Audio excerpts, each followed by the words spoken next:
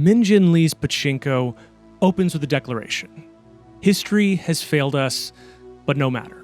It's a bold, ambitious way to start a novel. It really swings for the fences and says, this is what this story is going to be about. But it's interesting for another reason, and that has to do with grammar. Now, don't tune out. This is an English class.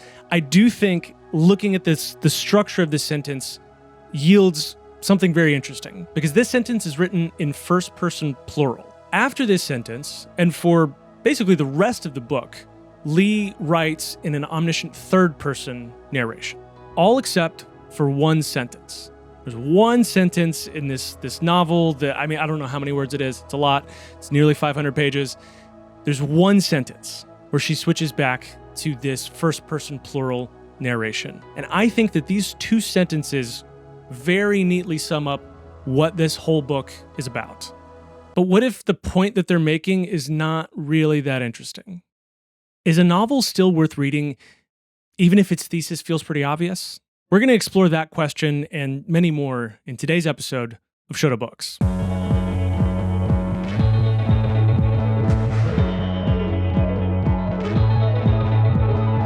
Welcome to Shoulda Books, the podcast about all the books you should have read by now.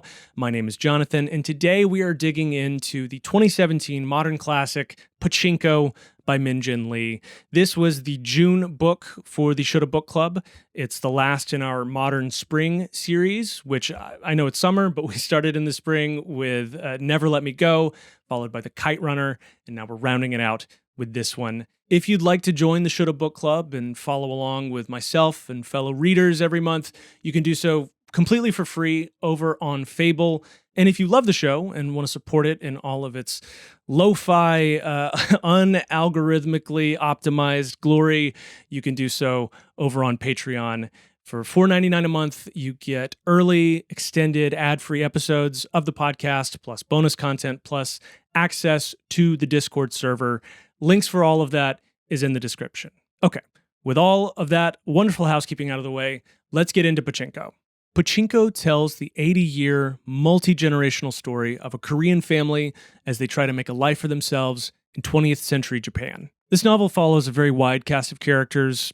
Some could say too many characters. We'll get into that. But the central character, I think, is a woman named Sunja. So when Sunja is 16, she's working for her family's boarding house in the village of Yeongdo, just outside Busan. And she meets and falls for a wealthy businessman, wink, wink, who is in his 30s. And he very blatantly grooms her and gets her pregnant. And so when she reveals this to the quote-unquote businessman named Han-soo, he reveals that, he's got a family of his own over in Japan, and he will not marry Sunja. But he makes her an offer. He says, I will make you my mistress. I'll pay for you to have a lovely house, both for you and your family. I'll take care of the child. I will support you financially, and I will come visit you often. It's an attractive offer. Sunja is poor. She comes from a very impoverished family, an impoverished village, but she knows that she can't live with herself if she accepts this offer. So she sticks to her principles and she says, no, I don't accept your offer. It's a tough choice to make because in her day and time, this is Korea in the 1930s, making this choice means that she's going to be facing a life of hardship and shame and basically being a social outcast. Now, meanwhile, at the boarding house, there is a young Christian minister named Isak who is visiting. He's on his way to Osaka, but he has tuberculosis. And he's been recovering at the boarding house. And he's overall just a really swell guy. Just really nice. We'll also get into that too. I have some thoughts on that. But he hears about this situation. And he hears about how Sunja is basically going to be a social pariah. And her child is going to grow up as a bastard without any of the, rights and protections that come from quote-unquote legitimate birth. So Isak makes an offer. He offers to marry Sunja and raise the child as his own. Sunja accepts, so they move to Osaka, and the book follows the consequences of that choice over the decades to come. So there's a lot to enjoy and admire about this novel. For me, first of all, the prose itself is stellar. Lee really shows like what third-person omniscient narration can do. I know that a lot of people don't like third-person these days. I mean, it's really case by case. Like, I if it's done well, first person can be amazing. If it's done poorly, it's annoying and juvenile. But the same is true for third person. You know, like I think that something that happens a lot these days with third person is you feel like you're reading a screenplay, you know, and it's just describing what you would see and hear.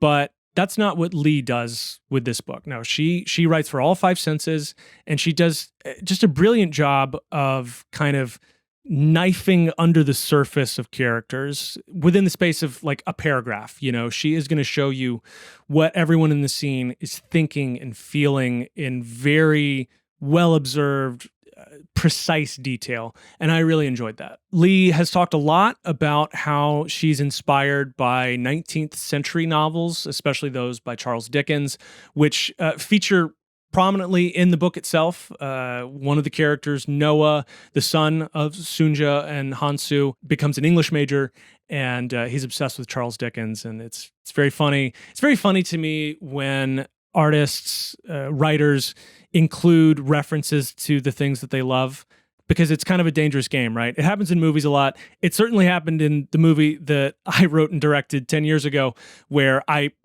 packed that fucker full of references to all the movies and musicians and all art in general that I thought was really cool.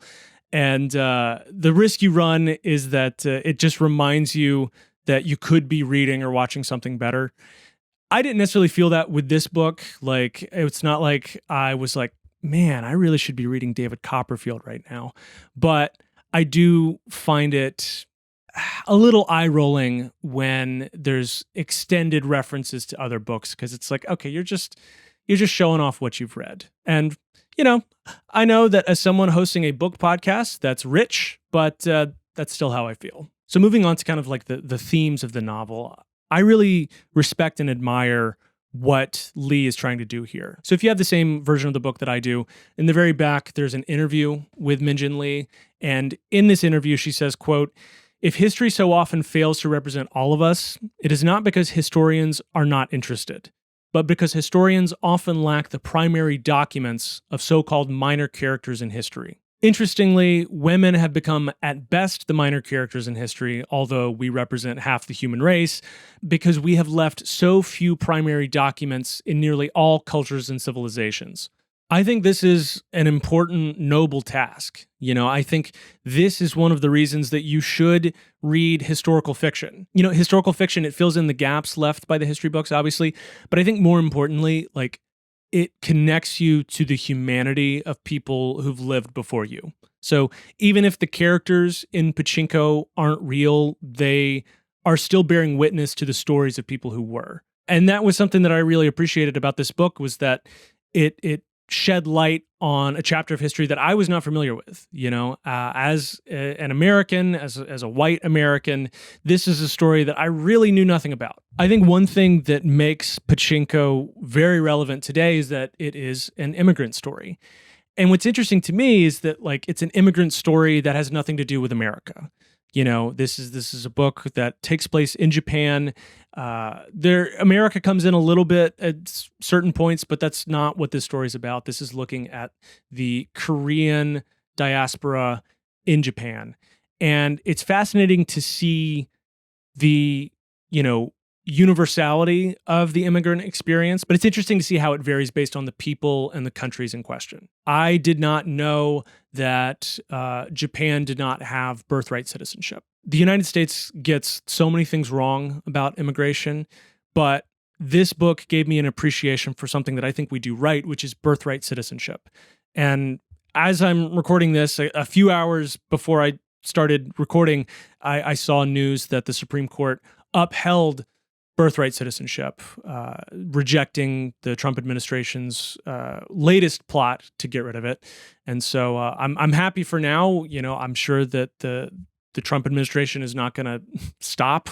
They want to get rid of this, but reading this book, you see like how that policy dehumanizes people, how people can spend generations in a place and still not be citizens, you know?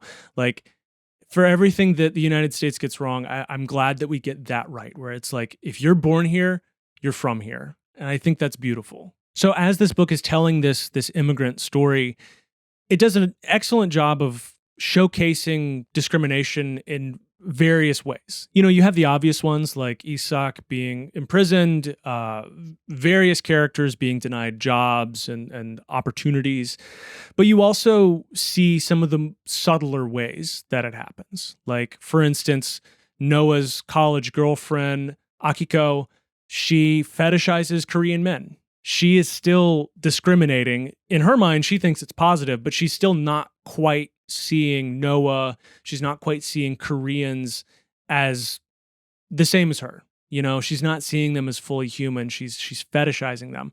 And I thought that passage was really fascinating and well observed.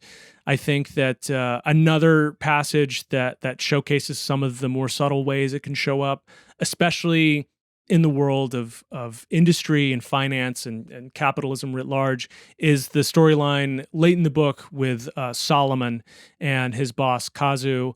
You know, Kazu brings Solomon on because he's Korean and because he has these connections to, or these imagined connections to the underworld. And when that purpose no longer serves Kazu and the bank, he lets him go. I think this book does a great job of showing all the different situations where discrimination can creep in. One of the main topics this book tackles is the role of women in not just Korean and Japanese societies, but in the world in general. Lee centers the daily lives of women. So even though these women are in these kind of oppressive situations, Lee still does a great job of showing you how they exercise agency. The primary example being Sunja, you know, rejecting Hansu's offer. And that's a choice that she keeps making throughout the book because Hansu keeps trying to involve himself in her life and in the life of their son. But she keeps not letting him control her. With one glaring exception, obviously, she lets him pay for Noah's college, and that ends up having disastrous results. But I found it really interesting how, even though she is, you know, portraying the extremely claustrophobic strictures that women faced during this time in these societies, she's still able to give them so much agency and show that, like, they're making the best that they can within this awful situation. And because this is a multi-generational story, we get to see how some of those constraints loosen over time and how others remain just as tight as ever. Another thing that I really enjoyed about this book was learning about the thing that gives it its title, the game of Pachinko. So Pachinko, again, this was not something I was familiar with before this book, but it's an arcade game. It's kind of a mix between like a pinball machine and a slot machine. And so you get these kind of metal ball bearings and you send them into this kind of upright pinball looking structure, and the ball bounces across these pins, and based on what it hits, you end up winning or losing. I went down some fun research rabbit holes, learning about how, you know, you're not able to actually gamble in Japan, or at least historically you weren't able to, but they had this workaround where, like, oh, you could win these tokens, and then you walk next door to a parlor where you exchange the tokens for prizes, and then they buy them from you, so you get the cash, and then the pachinko parlor buys the tokens back. It's like this ridiculous workaround that still kind of lets you gamble. It's a huge business in Japan. It's kind of waned in recent years, but according to Fortune magazine in 2017, Pachinko produced roughly 25 trillion yen, which is roughly equivalent to 222.5 billion US dollars in 2017, which was roughly 4% of Japan's GDP. That is a lot of ball bearings. And also, it's evidently like crushingly loud, which is something that I think the book didn't really touch on. As I was researching this, I was like, I can't think of a place I would want to be less than a pachinko parlor because I can't stand loud noises. These delicate podcasting ears can't abide loud noises, and by all accounts, a modern pachinko parlor is like putting your head in a jet engine. Another thing that I really enjoyed about this book was some of the characters. I found some of the characters to be very compelling. Sunja, most of all, she was my favorite. Like I said, I think that Lee does a great job of kind of putting her in these really tough situations, and then she figures out a way to make it work, given the constraints of the time. Her relationship with Hansu is very interesting. It's kind of this years-long cat and mouse game where he is trying to control her and she's resisting. At certain points she relents, but it's always she's still playing on her own terms. And speaking of Hansu, that brings me to the things that I did not like about this book, and we will get into those right after this break. So, for as much as I liked about this book, I would say there was also maybe just as much that I did not like about this book. And first of all, there were a lot of characters that I didn't find that interesting. I thought they were kind of flat. Let's start with Hansu. So he's kind of presented to be this very mysterious and this very, complicated man. I think kind of in the vein of like a Don Draper or a Tony Soprano. And it's like, I don't know, maybe I've just seen too many of those characters, but like he still felt, it's like he's just a narcissist. His flaws are very obvious. In Korea in 1933, maybe an age gap of a man in his late 30s and a teenage girl, maybe that wasn't frowned upon at the time, but it still doesn't make it not despicable. That was a very convoluted sentence. All that to say, I don't approve of what Hansu did to Sunja. But even beyond that, there's a scene later in the book, probably the most kind of shockingly violent scene in the book, where he brutally beats this woman within an inch of her life. So his flaws are very obvious, but the things that he does that are maybe redeeming, I think, are still very selfishly motivated. Because he's supporting the family because he wants his son to succeed, and I think it's like he sees his son as an extension of himself. And so I think it would have been more interesting if there had been some things that felt genuinely redemptive about Hansu. But to me, it all just kind of felt like manipulation and narcissism. And again, if you had this version of the book, at the very end, there's a speech that Caroline Kennedy those Kennedys gave, where she says, let me see if I can find it. She says that Hansu is kind of in the tradition of Heathcliff and Mr. Darcy, that he's this great romantic hero and that she would love to meet him. And I'm like, what? Did you read the book, Caroline? I also found Isak to be kind of flat too. Like, he is just kind of good the whole time. Like, he's just always making these like really selfless decisions. Maybe you could argue that his decision to marry Sunja is not as selfless as everyone is kind of congratulating him on. I don't know. I thought he was just, he's just a good guy, but that's kind of boring. I wish that he had some more inner demons too. I think it's the men. In this book feel a little flat. Maybe that's my own bias, but something to look into. But I also thought that Mosusu was kind of flat as well, because he's kind of set up as like, oh, he's this fighter, he's this scrappy kid, and then he grows up to be an adult who's like just kind of boring. Like, he follows the rules. He's like the only honest pachinko parlor owner in Osaka, and we don't get to see any of that fire and fight that he had as a kid.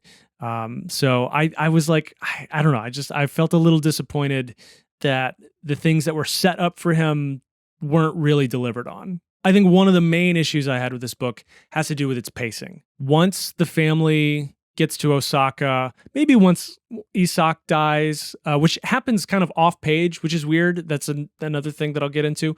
But once that happens, the pacing becomes this like strange mix of speed and slowness. Like it's like you're watching paint dry on a bullet train. We are moving through the decades, like we're going year, but what we're seeing is like slices of daily life where things aren't really happening that much. Like we're spending a lot of time watching people cook, watching people go about their work.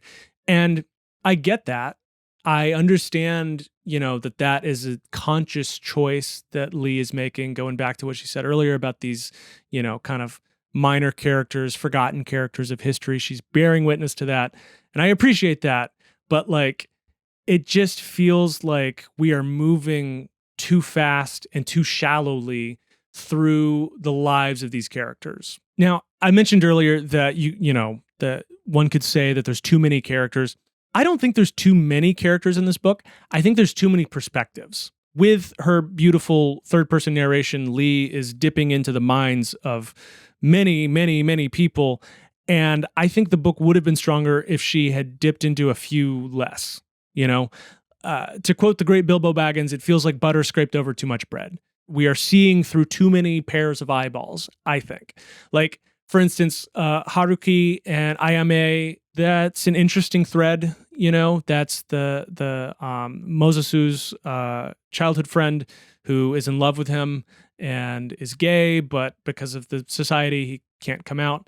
The story of him and his wife is very interesting, but I think it's underdeveloped and it doesn't go anywhere and it doesn't pay off. And I think there's several instances of that happening throughout the novel. Like Kim Jang-ho, he is in love with Kyung-gi and then he disappears. That storyline doesn't seem to go anywhere. There's the farmer that they stay with during the war. And I don't know. It's interesting to see all of these different perspectives, but it does feel like it comes at the expense of spending more time and getting to know the main characters better.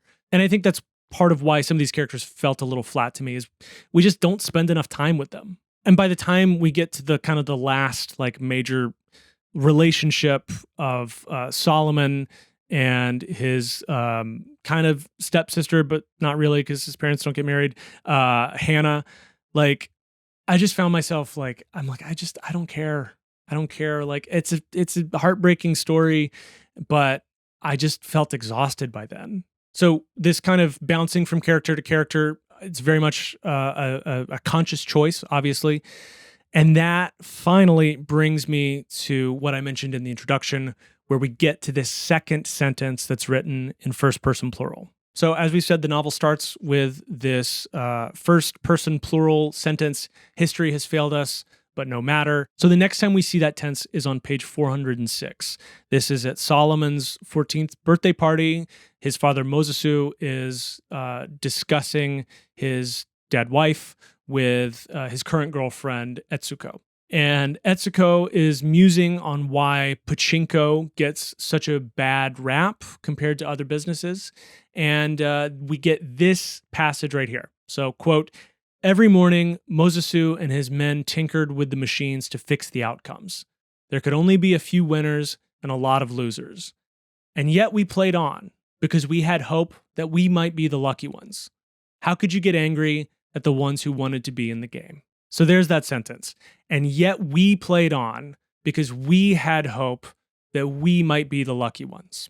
If you put that together with the first sentence, and again, I maybe I'm reading into this too much, but I do think it's such a specific choice that I think that this is what Min Jin Lee is intending. If you take those two sentences together, you get history has failed us, but no matter. And yet we played on because we had hope that we might be the lucky ones. You can interpret that as Lee, asking us to have grace for her characters, to look at these people who, made hard decisions, maybe made the wrong decisions, but they were doing the best that they could in a game that was rigged against them. That's a valid interpretation, I think, but I do think it goes deeper than this. So in an interview with the great Dua Lipa on the Service 95 podcast, Lee said this, quote, "I guess what I'm trying to say is that we're not going to have these perfect, happy, immature, childish endings. And maybe that's better preparation for growing up than to be told if you work hard, then success comes. But so do we give up if we don't get exactly what we want? No, we actually have to keep trying." So I think what Lee is trying to say with this novel, as summed up through those two anomalous sentences, is this. It's life is not fair. The system is rigged, but you got to keep playing. And I don't know, maybe it's the fact that Elon Musk just became a fucking trillionaire while millions of people starve. It just doesn't feel that interesting to say that, like, hey, the system's rigged, but you just got to keep playing, you know? Like, I don't know. It doesn't ring as that profound. Like, it just kind of feels like, yeah, duh. Obviously, the system is fucking rigged. Something I spoke about in the Kite Runner episode that I think is relevant here is that you got to look to the time and the kind of socioeconomic climate, the political climate that was in place at the time the book was written and published. So this book was published in 2017, which means that Lee was, finishing it up, publishing it in kind of the twilight of the Obama years. And that was a more optimistic time. It just was. It was pre-Trump. It was pre-COVID. And I think at the time of this book, like a lot of the Americans who would have read this, let's be honest, it would have been college educated, middle to upper class liberals. That's who's going to read a 480 page literary fiction book. Most of those people, I feel like in the Obama years, probably would have said, like, yeah, this country and this system has its flaws, but it's all heading in the right direction, and we're making progress, and things are going to get better. I don't think those people. Well, I'll speak for myself because I'm in that demographic. I don't feel that way. I don't feel like this system is getting better. I don't think that we are progressing inevitably towards a more equitable future. I think that the forces of evil arrayed against us are doing quite well, and I think that the system is functioning as it was designed, which is to make the rich richer and to screw over everyone else. And so in 2026, reading a book that I think the point it's making is that, like, you just got to kind of endure through this rigged system. Like, it doesn't resonate with me. Am I reading into this too much? Maybe. Maybe I am. And if so, maybe my ultimate complaint is just that she's hitting the metaphor a little too hard. The book is called Pachinko, and it's this book that bounces amongst all these different characters as they themselves bounce around a world that is rigged against them. In an essay that Lee also wrote for Dua Lipa's Service 95, she says, quote, "Pachinko became an organizing metaphor for my story. I wanted to explore the idea that life is like trying to win a game, which may have been designed to make the player lose." So, it just feels a little on the nose. So is this book worth reading? I don't know. Like, there's a lot of things that I really enjoyed here. Like I said, learning the history was fascinating. You get kind of this, at times, very sumptuous experience of living with these people in their day-to-day life, and you see their hardships and their triumphs, and that's nice. But ultimately, this book left me cold, and I think if you skip it, it's not the end of the world. But let me know what you think, because this was a book in the Shoulda Book Club that was kind of divisive a little bit. I mean, all good-naturedly, of course. Some people really liked it. Some people loved it. Some people felt more like I did, where it kind of, left them feeling, wanting more. But what do you think? What do you think of Pachinko? Do you think that this is a book that you should read? Let me know in the dang comments. And if you would like to join the Shoulda Book Club, join us next month, because we are covering The Odyssey as translated by Emily Wilson. It's going to be a lot to read in a month, but you know what?